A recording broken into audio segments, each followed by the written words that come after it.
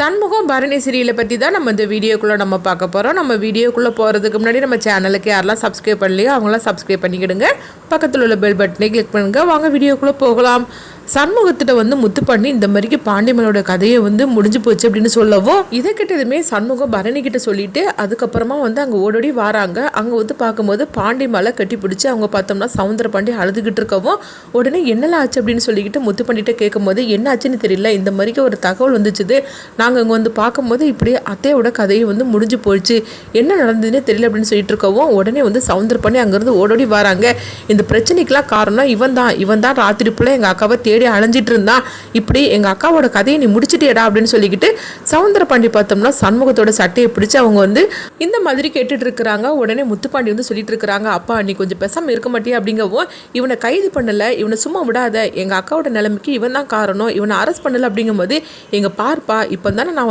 வந்திருக்கிறேன், இன்னும் மூலம் விசாரிச்சு என்னன்னு சொல்லிக்கிட்டு நான் பார்ப்பேன், நீ கொஞ்சம் அமைதியாக இருப்பா அப்படின்னு சொல்லிக்கிட்டு அவங்க முத்துப்பாண்டி சவுந்தர பாண்டி போட்டு திட்டிட்டு இருக்கவும் அடுத்ததாக பார்த்தோம்னா சண்முகம் எங்க அப்படின்னு பாக்கியா பரணி கிட்ட கேட்டுட்டு இருக்கிறாங்க. இப்போ பரணி சொல்றாங்க இந்த மாதிரிக்கு அத்தையோட கதை முடிஞ்சு போச்சு அப்படிங்கிறாங்க. இது கிட்டதுமே எல்லாருமே அதிர்ச்சி அடைகிறாங்க. இப்போ அறிவழகன் கேட்குறாங்க,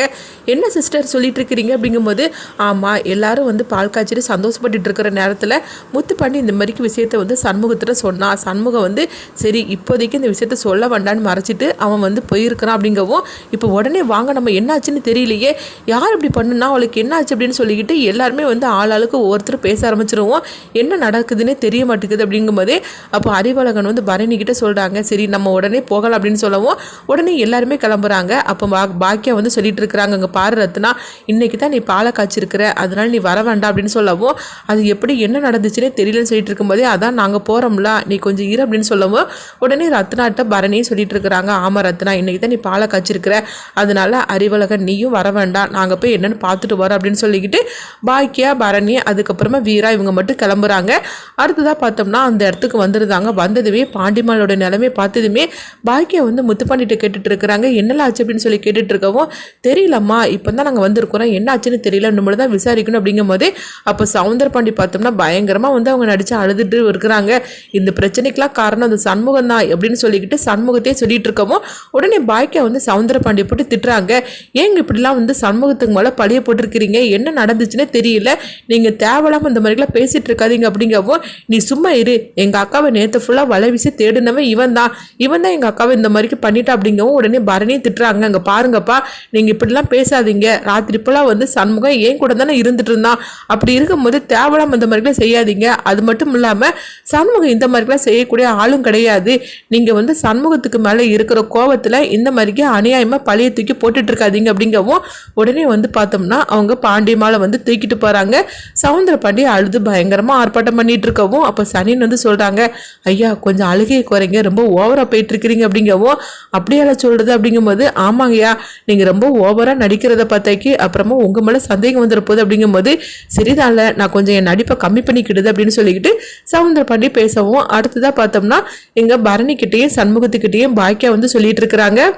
என்ன ஆச்சுதுன்னு தெரியல அப்படின்னு சொல்லிட்டு இருக்கும்போதே அவதான் எனக்கு ஒன்றும் புரியல, இந்த பாண்டியம்மா ராத்திரி ஃபுல்லாக எங்கே போனானே தெரியல, அதுக்கு பிறகு யார் இந்த மாதிரிக்கு பண்ணினாங்கன்னு தெரியலன்னு சொல்லிட்டு இருக்கவும் அப்போ உடனே பாண்டியம்மா எல்லாரும் போகவும் அப்போ சண்முகமாக பரணி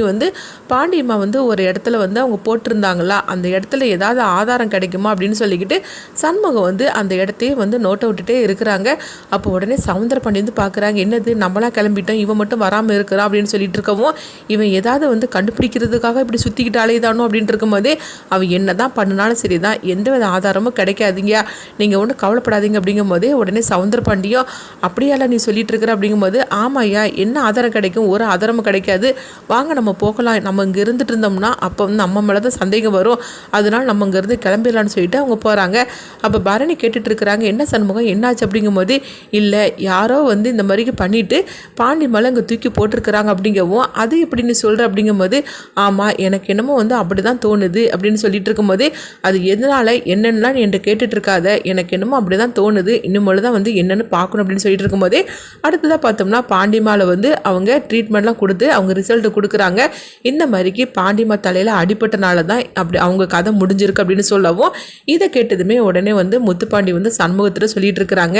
இந்த மாதிரிக்கு அத்தையை பிடிச்சி யாரோ தள்ளி விட்டுருக்குறாங்க, தள்ளி விட்டதுல தான் தலையில் வந்து இடிச்சு இந்த மாதிரி நடந்து போச்சு அப்படிங்க உடனே சவுந்தரபாண்டி சொல்லிட்டு இருக்கிறாங்க. வேறு யார் தள்ளி விட்டுருப்பா, இவன் தான் எங்கள் அக்காவை தள்ளி விட்டு இப்படி கதையை முடிச்சு போட்டான் அப்படின்னு சொல்லிட்டு அவங்க சொல்லவும் உடனே வந்து முத்துப்பாண்டி சொல்கிறாங்க, அப்பா நீ கொஞ்சம் அமைதியாக இருக்க மாட்டியா, அதை கண்டுபிடிக்கதானே நாங்கள் வந்திருக்கிறோம், இந்த மாதிரி நீ பேசிகிட்டு இருக்காத, பேசாமல் கொஞ்சம் அமைதியாரு அப்படின்னு சொல்லிட்டு இருக்கவும் அப்போ என்ன நடந்ததுன்னே தெரியலன்னு சொல்லிட்டு சரின்னு சொல்லிட்டு அடுத்தது பார்த்தோம்னா சண்முகம் பரணி பாக்கியா எல்லாருமே வீட்டுக்கு வந்திருந்தாங்க. வந்ததுமே வைகுண்டம் இசைக்குன்னு எல்லாருமே கேட்டுட்டு இருக்கிறாங்க,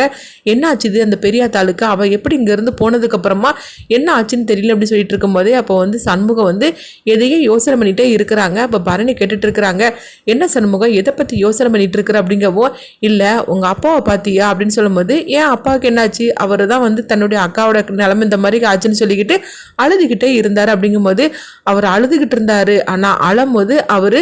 ஏதோ ஒன்று நோட்டை விட்டுட்டு இருந்தார். அப்படிங்கும்போது என்ன சொல்லிட்டு இருக்கிற அப்படின்னு கேட்கும்போது, எனக்கு என்னன்னு தெரியல, ஆனால் எனக்கு என்னமோ அவர் மேலே தான் சந்தேகமாக இருக்குது அப்படிங்கவும், என்ன சொல்லிட்டு இருக்கிற, சொந்த அக்காவோட கதையை அவர் முடிச்சுட்டாருன்னு சொல்லிட்டு இருக்கிறியா, அப்படிலாம் நடக்காது, என்னதான் வந்து அவருக்கு அக்கா மேலே வந்து சத்தம் போட்டாலும் திட்டினாலும் சரிதான், ஆனால் இந்த மாதிரிலாம் பண்ணியிருக்க மாட்டார் அப்படிங்கவும், அப்படின்னாலும் வந்து எதுக்காக இப்படி அப்பா வந்து பண்ணியிருக்க போறாரு அப்படின்னு சொல்லிட்டு இருக்கும்போது, இது எல்லா உண்மையும் தெரிஞ்சவன் சனியன் தான், அவனை பிடிச்சி கேட்டாக்கி எல்லா உண்மையும் தெரிய வரும், ஏன்னா எப்போ பார்த்தாலும் 24 மணி நேரமும் அட்டை போல ஒட்டிட்டு இருக்கிறது சனியன் தான், அவனுக்கு தெரியாம எதுவுமே நடந்திருக்காது. அப்படிங்கும்போது இப்ப சனியனை கூப்பிட்டு நீ விசாரிச்சாலும் அவன் உண்மையை சொல்ல மாட்டான். அப்படிங்கும்போது அவனை விசாரிக்கிற மாதிரி விசாரிச்சா கண்டிப்பா உண்மை வெளியே வரும் அப்படிங்கிறாங்க. அப்போ வைகுண்டம் இசைக்கு அவங்களும் சொல்லிட்டு இருக்கிறாங்க, ஆமாம் அந்த சனியனை எப்போ பார்த்தாலும் உங்கள் அப்பா கூட தானே இருந்துட்டு இருக்கிறான், அவனை விசாரிச்சாக்கி என்னென்னு தெரிய வரும். அது மட்டும் இல்லாமல் நேற்று ராத்திரி போல் காரில் அவங்க 2 பேரும் தான் வந்து வெளியே போனாங்க.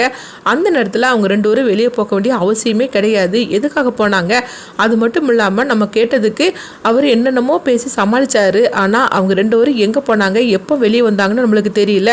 ஆக மொத்தத்தில் ஏதோ ஒன்று நடந்திருக்குது அப்படின்னு சொல்லவும், அது மட்டும் இல்லை நம்ம ரூமில் நம்ம 2 பேரும் இருந்துட்டு இருக்கும்போது உங்கள் அப்பா கதவு தட்டினாரு, கதவு தட்டிட்டு அவர் திருன்னு முழிச்சாரு, அது மட்டும் இல்லாமல் கட்டிலுக்கெல்லாம் வந்து அவர் குனிஞ்சு எடுத்து அவர் என்னென்னமோ வந்து பண்ணிட்டு இருந்தாரு, நம்ம கேட்டதுக்கு ஏதோ சொல்லி சமாளிச்சுட்டு இருந்தாரு. இது எல்லாத்தையும் கூட்டி கழித்து யோசனை பண்ணிப்பார் அப்படிங்கவும் உடனே பரணியும் சொல்கிறாங்க,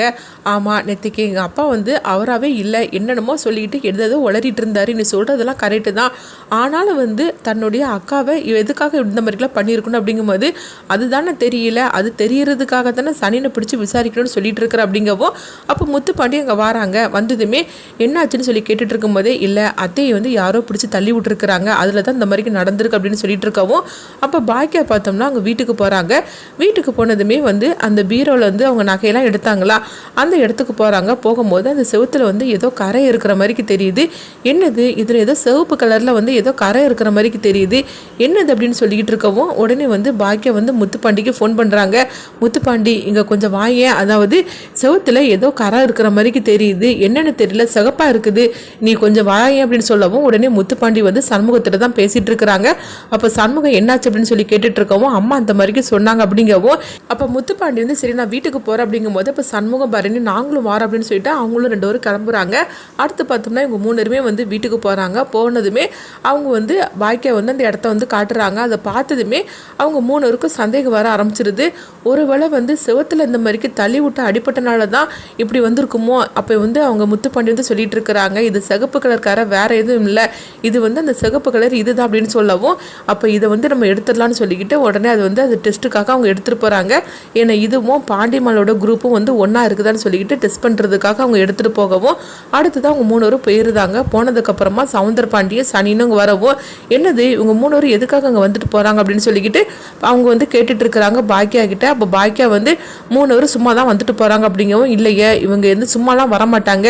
என்னமோ ஒன்று நடந்திருக்கு அப்படின்னு சவுந்தரபாண்டி வந்து சந்தேகப்படுறாங்க. அடுத்து பார்த்தோம்னா பாண்டியனோட நிலைமைக்கு சவுந்தரபாண்டி தான் அப்படின்னு சொல்லிக்கிட்டு சண்முகம் முத்துப்பாண்டி பரணி கண்டுபிடிச்சிருவாங்கன்னு பார்க்க